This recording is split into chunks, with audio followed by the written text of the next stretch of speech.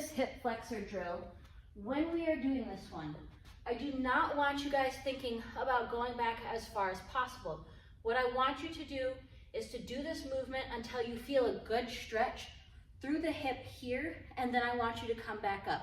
So once you feel that stretch, I want you to pull yourself back up into that starting position. So I don't want you guys to think we need to go way back. This one is really going to depend on your guys' mobility and your strength. So some of you, your greatest depth might be right here. For others, you might be able to get farther back. But the setup for this is to take a heavy dumbbell.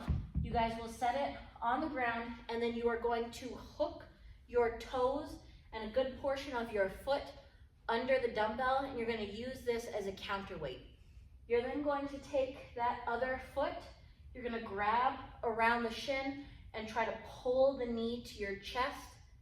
From here, your starting position is seated upright.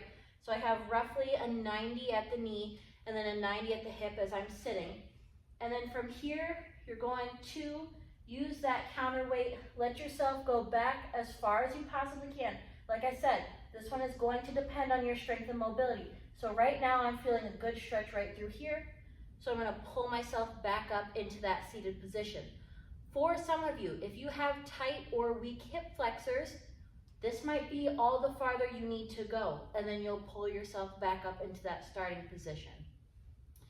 If you are really struggling with this movement, what I want you to do instead is to do butterfly kicks.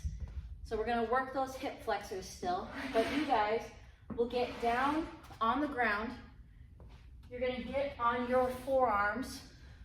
So I still want to be slightly off the ground. You're going to point your toes. So I don't want flexed feet. I want you to point your toes. Slow and controlled. You're going to pull one leg up. Slow and controlled, come back down. And you're going to alternate. You should still feel this one in the hip flexor as you're pulling it up and as you're slowly coming back down.